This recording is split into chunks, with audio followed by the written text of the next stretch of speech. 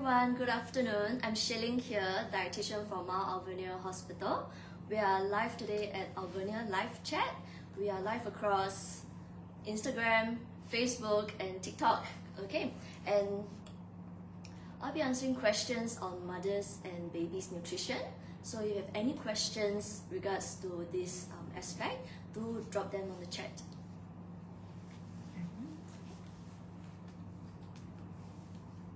Okay, we already have a question that comes on from IG. When can I introduce eggs to my baby? Is it true they should be avoided before turning 1 year old?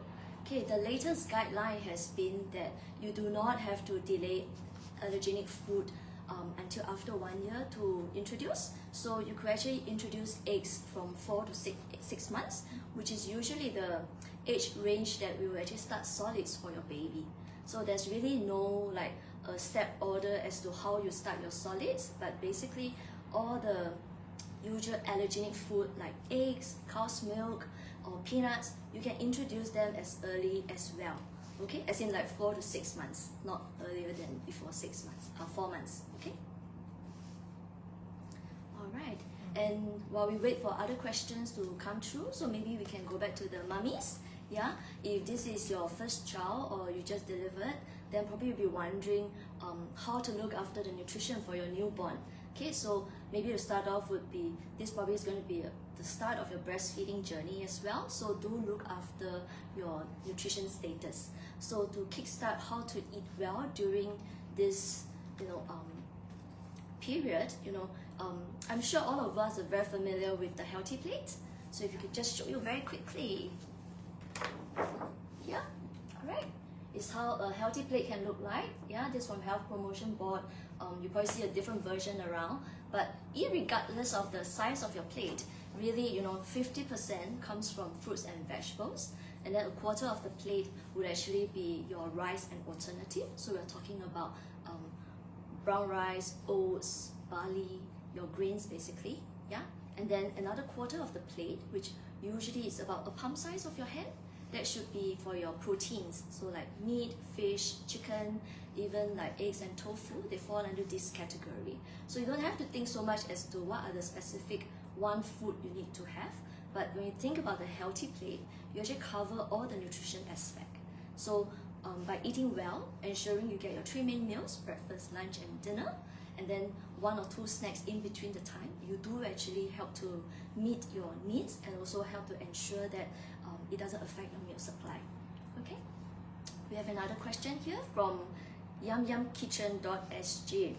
Hello, I love seafood, especially fish and sashimi. Is it still safe to eat while I'm still breastfeeding my baby? Okay, all right. So this is when baby is already out. So technically, you are actually okay to have your sashimi again, but on a case-by-case basis, we do hear of mummies saying that when they consume sashimi, they notice that their babies actually have more like watery bowel movement after mummy had that meal.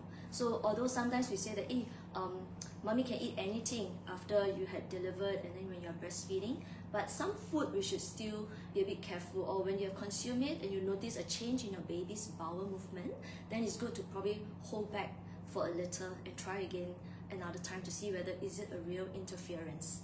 Okay. And another food that you might want to be careful when you're breastfeeding is probably alcohol. You might want to consider avoiding that, really, because it has been shown to reduce milk supply. So if you want to keep a healthy flow of your milk, then it's good to actually keep the alcohol aside for a little bit more.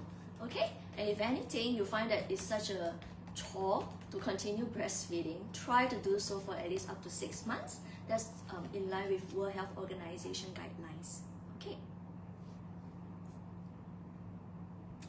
Okay, so there's a question that asks about what to eat for good milk supply. Alright, so I was just talking about eating well, right? So besides the healthy plate, now they have what they call Galactose food. Yeah, so it's basically a term used to describe food that helps to increase milk supply for mummies. Alright, so if we think from a healthy plate perspective, all the different food group, there will be some food that falls under this galactose food. So when we talk about rice and alternative food groups, we have brown rice, oats, and even things like millet and barley. And then when we talk about meat and alternative food group, what you have would be your fish, nuts, beans and lentils, as well as what's the other one that we can talk about here? Flax seeds. Yeah, so these are very good sources of protein as well, and they are known to have increased breast milk. And when we talk about fruits, specific fruits that falls under galactose range of food will actually be your green papaya, dates, as well as avocados. And what else we have here for vegetables? Your dark green leafy vegetables, and even things like beets or pumpkins, radish, they fall under this category. So all in all, if you think about it, it's like, hey, they are all from the healthy plates. So, you know, rather than we crack our head or crack our brain to think of like what is the food to actually consume, you could actually just think the healthy plates, and chances are one of the food groups will actually falls under the galactose food. Okay? Alright, next one. What are the signs that a baby is ready for solids? Okay, so when we talk about this, right, the first one that I usually like to look at is actually the good head and neck control. If you think about a newborn, usually we need to support the head very closely, yeah? And the time where we don't have to support so much, or what I like to tell my patient is, put the baby on tummy time, and then that's when they could actually independently look up themselves, and that goes to show they have very good neck control. Now this neck control is important because if they can't support well, chances of choking on their food is going to be much higher.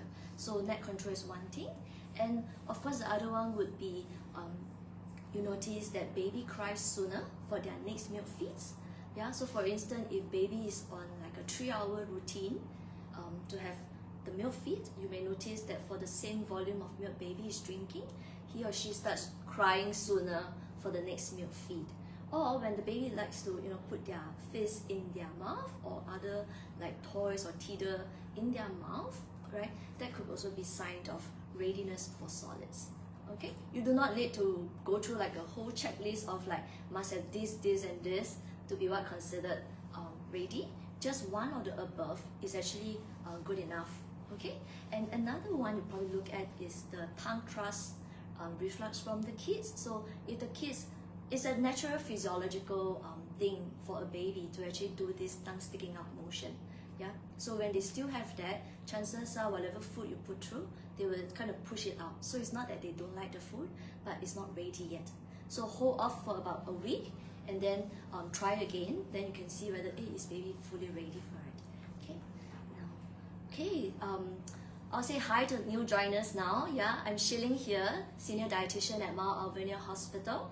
This is Alvernia live chat. We are live across IG, Facebook, and TikTok. So today I'm sharing about mothers and babies nutrition. So if you have any question, do drop them on the chat. Okay, and here we have VC Proxy. Hello, can I check how should we do the transition from breast milk to formula?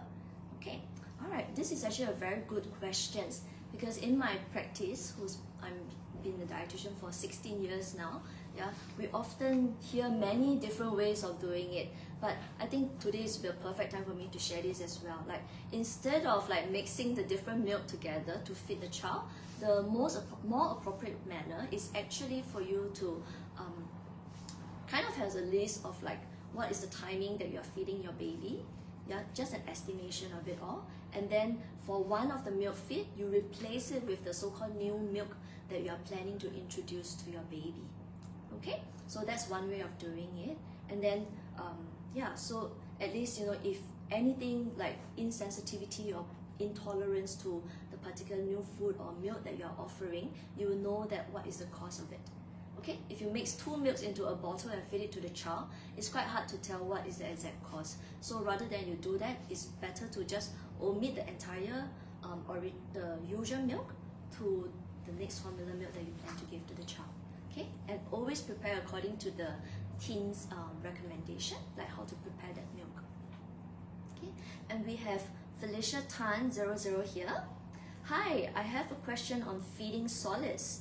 Is it true that introducing solids as early as 4 to 5 months increases a child's risk of developing food allergies? Okay, all right. Now, 4 to 5 months is actually the correct time frame to start solids for your child. At the same time as looking at the sign of readiness for it. So this is actually appropriate. It's not too early, in fact. Okay, what would be considered early would be before 4 months. Okay, anything when you introduce too early, it actually increases the risk of allergies, like what your concern is. But from 4 months onwards, it's actually perfectly fine to start your child on solids. Okay, and then we have Mei Ching here. Can my baby who is 18 months old start to eat solids? Where can I find good recipes? Okay, 18 months. So 18 months is actually a young toddler, is a toddler here that we have, yeah, and definitely suitable for solids. So when we talk about solids, right, okay, so we're talking about food that mommy and daddy are eating. Yes, so anything from 12 months onwards, actually the child should be eating the same food as daddy, mommy. Now for recipe wise, right, I guess it depends on what kind of cuisines or what kind of meals that the family plan to prepare. And I think these days on social media or even just in the internet, there's many recipes, so you don't have to restrict yourself to one particular area. So all recipes are welcome, but what's more important again is going back to the healthy plate. So even for a young child, we're talking about 6 months old baby, 12 months old baby, 18 months old baby, they do have their own versions of healthy plate. So again, I'm going to bring up this thing that I was sharing earlier. Okay, it's a healthy plate here. So this may look very big, but of course if you're talking about a baby's version, or 18 months old in that case, yeah, they may eat from a bowl like this. They could probably be having porridge, for example. So even if, let's say, it's a porridge, yeah, you want to ensure that it covers the key food groups. So when we talk about the food groups, again, porridge, that's your rice grains, right? So that is where you cover one food groups. And then you need the protein, which is your meat and alternative. So remember to add that in as well. And of course, there's also the vegetables food group. So do include that as part of the porridge meal. So then you become a complete nutrition for the baby. Okay? And of course, if you talk about that, then you probably talk about portion of the food for baby. So from 6 to 12 months old, if they can actually manage a meal, a full meal, which is like a bowl of porridge like this, then if you try to dig out all the protein or meat portion, we're actually talking about something like this, a matchbox size of meat, fish or chicken, or probably you could describe it as like a tablespoon, 1 tablespoon of meat, fish or chicken. And if you're vegetarian in the family, so probably about a quarter of a box of tofu, or the tau kwa or beancurd, that would be the amount of protein that you can consider for the baby. For vegetables, very similar as well. Actually, it's just about a tablespoonful of cooked vegetables. Okay, we have another question here from Crispy Ages. Hi, my baby is 3 weeks old now, delivered at Alvernia. Oh, hi, yeah, so we know you here from before, like right at delivery. Super good experience. Thank you for that. Yeah. Okay, and then the question here is from Akama Satoru. Okay, I'm a coffee lover and it's a must to have every day. Can I continue drinking it during my pregnancy? Okay, so the good news is yes, you can still have your coffee without the decaf. It's still okay. All right, but do take note that you might want to keep it to only 2 cups per day. Now when we say 2 cups, right, a cup size is about 200 ml. Okay, so don't start getting yourself a bigger mug like 300 or 350 ml to be considered 1 cup. So let's go by volume then. Okay, 200 ml up to 2 times per day. Okay, and this will include all your other so-called caffeinated drink, so like tea, coffee, even Milo, which is a chocolate milk in there. Yeah, so chocolate do contains caffeine as well, so be careful not to overdo with the caffeine. So 2 cups of any of this will be all right. Okay. All right, I'll say hi again to new joiners. Okay, I'm Shiling here, Senior Dietitian at Alvernia Hospital. So today we are here on Alvernia live chat. We are live across IG, Facebook and TikTok, okay? And I'm actually sharing about mothers and babies nutrition today, okay? All right.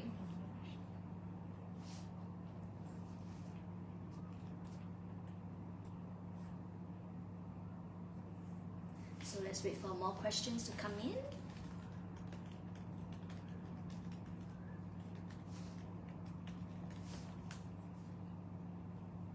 Okay, what are the main difference between breast milk and formula? Okay, I think it's a very debatable questions, and to be fair, like I think in this time now, you know, the formula has actually evolved so much that, you know, there's so much claims about it being very similar to breast milk. Okay, but in all honesty, breast milk is really the best, really, because that you get all the live and active nutrients that is in there that formula cannot mimic. Okay, some examples would be like what do you call that? Okay, suddenly I can't think of the right word.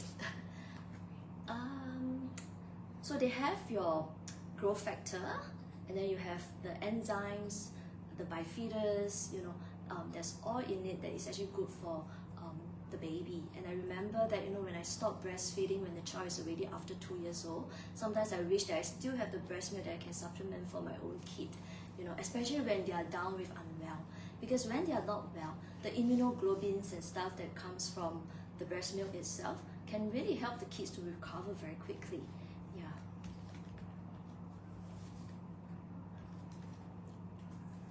Okay. All right, we have another person here. How do I fit in solids into my breastfeeding schedule of about 2 to 3 hours between feeds? I read that 3 tablespoons of solid food are sufficient to replace 1 milk feed. Is this true? Okay, all right. Yeah, so when we want to start introducing solids while on a full breastfeeding regime, yeah, one thing that I like to make my parents do is to actually list down the estimated timing that they are feeding their child, and you want to find a timing that's actually appropriate for the caregiver. Okay, so keyword is the caregiver who's preparing the food and feeding the child, yeah, because you want it to be a convenient process and not feeling stressed out or I'm too busy to actually attend to the child with feeding. So find a convenient time and then omit that milk feed to be actually the actual solids feeding time. Okay, and always offer the solids first before the next feeding. So technically, if possible, 1 hour before the solids meal, avoid breastfeeding. Yeah, because I think most mommy knows that, oh, when I breastfeed, I feed on demand. So when they hear this keyword of feeding on demand, it kind of like make them prioritize breast milk versus all the other food that the child require. So when they start solids, you know, I think over the last 6 months when you're just nursing the baby, right, it becomes such a norm that it becomes an automated mode that you will feed the child very quickly from there, and then the solids become like a secondary intake. But from 4 to 6 months when you start solids, the solids takes priority, but we still need to take note that milk is the main source of nutrition. Okay, so it's a bit of like really balancing this both up. You know, like milk is still important, but solids is equally important, because this is going to be the main thing that will actually offer, you know, the vitamins and minerals, especially iron, that the child will need for their growth and development. So when we talk about growth and development, right, it's actually important that they do get their solids for this additional iron stores of food.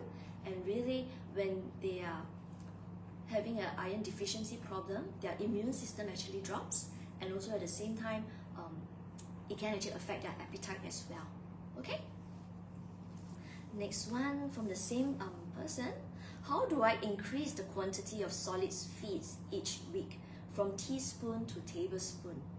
Okay, all right. So something that I myself had done before when I was feeding my kids is that as the first meal or the first solids that we introduce, I will actually very intentionally offer that 3 tablespoons to match that so-called 1 meal replacement. But one thing you need to remember is that you do not push for the kids to finish the entire portion. Always leave that to the child discretion, like how much he or she can eat. When the child has enough, they usually just turn their head away or push the food away. Okay, and we need to be very realistic with the portion as well. So it may sound wasteful, like wow, but 3 tablespoons and then the child cannot finish the food. But at least it gives you an idea like how much the child is managing. And a lot of time when to help the mom to gauge whether she can increase the portion, that's when you realize that child is actually eating very well. Yeah, so it's good to actually have the so-called slightly extra additional on the plate, rather than you finish that first part and oh, you want more, I go and prepare. But you see, right, this interruption kind of break the momentum of feeding. So by the time you bring back a new batch of food and you want to feed the child probably lost interest after that.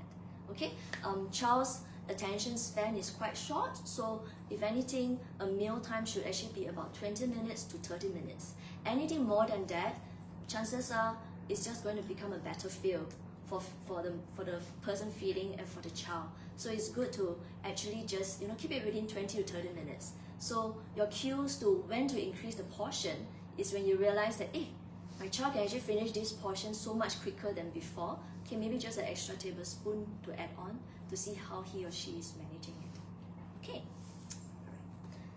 What are some safe first food to try when introducing solids?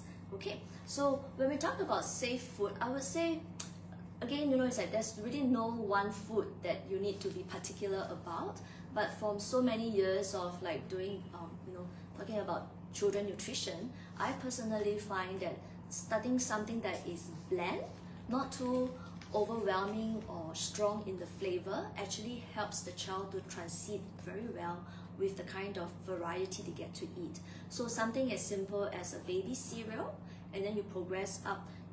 I would say, every 2 to 3 days you give a new food and probably a new food group to jump around on to kind of alternate in terms of the type of food. So you are starting rice cereal because it's the most bland and probably also the least allergenic.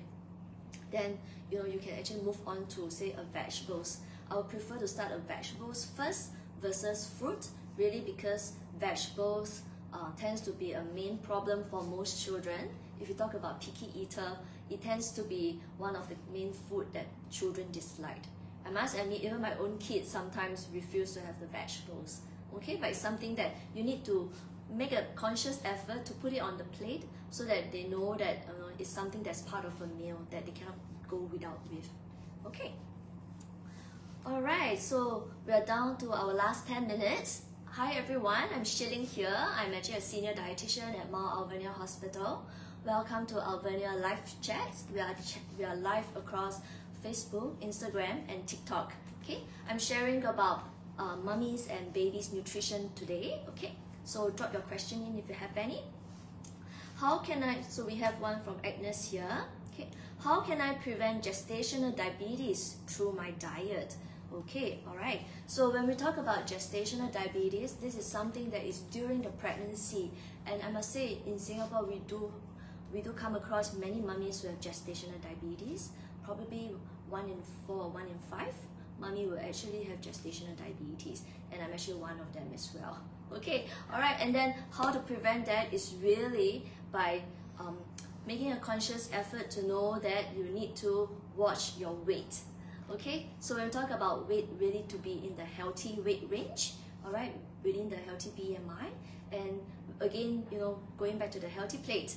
Yeah, so follow the healthy plate because that's where you ensure a good amount of grains and then your greens as well as your protein food. So these do make a huge impact. Yeah, and what I can say is you can actually continue your diet during gestational diabetes phase. Only different is probably you don't have to be so hung up on the timing of your meals versus what you need to be so careful of during pregnancy time, because the diet that you're following during gestational diabetes is already a well-controlled and balanced plan that you're doing. Okay, and I have really first-hand seen of many mummies who actually improve their weight status from during pregnancy to after pregnancy. So they may have a gestational diabetes beforehand, but they realize that this diet is going to help me even after I gave birth, and they followed through that. And when they follow through that, what actually works is that, you know, it becomes second nature. They don't even have to think what they need to do, and that actually helps them to bring down their weight to a healthy weight. And besides food, exercise is a must as well, because when you exercise, you're actually keeping your insulin active as well to help to bring down the blood sugar. So really, exercise and watching your diet is a key thing. All right, here. Is it necessary to introduce a variety of foods to prevent picky eating in future? Okay. Yes, this will actually be very necessary to prevent picky eating problems in future. So this goes, so when they talk about how to prevent picky eating, you know, the story actually will start from even before pregnancy. Yeah, so it's really from before pregnancy and during pregnancy and while you are still breastfeeding. All this will actually help you to prevent picky eating in the long run, because what we consume, yeah, the flavor or taste actually goes into the amniotic fluid that baby become accustomed to.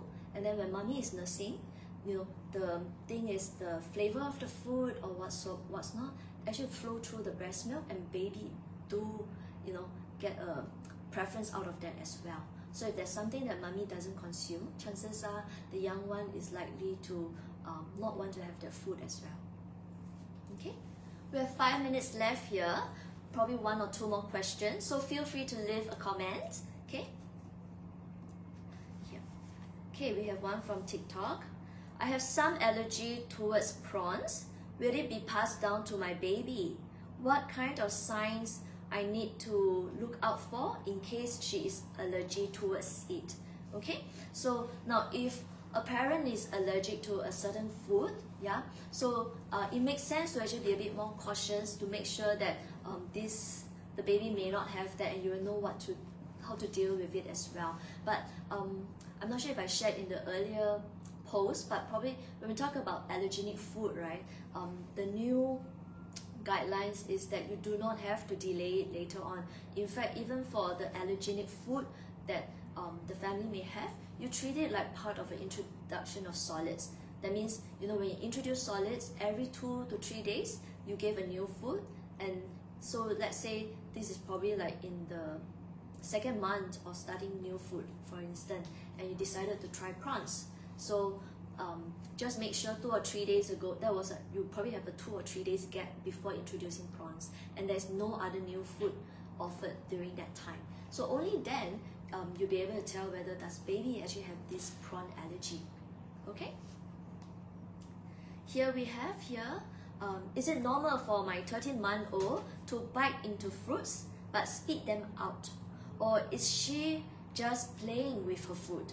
Okay, all right. This is a really good question because it helps us to learn more about and address more about picky eating. So when we talk about 13-month-old, you know, we have come across many mummies, you know, sharing with us like from 6 months to 12 months, my baby is eating very well, doing baby-led weaning, no problem with feeding. But all of a sudden, 13-month-old spitting out all the food. So why is that? So, and sometimes what I tell parents is, you know what? Why don't you try cutting out the food smaller and then make it easier for the child to eat? But this is not baby-led weaning. But yes, you can still do that. Really, because, you know, at 13-month-old, the child is more easily distracted. They are more interested in what's happening around them rather than, you know, sitting at the table and then slowly trying to bite through all the food to finish the food portion. So, you know, so sometimes we can actually, you know, close one eye or just take a back seat and do a cheat meal or have a simpler meal so that, you know, it's an easy task for the child to do rather than to really take the time to chew the food and chaw, you know, to really finishing through.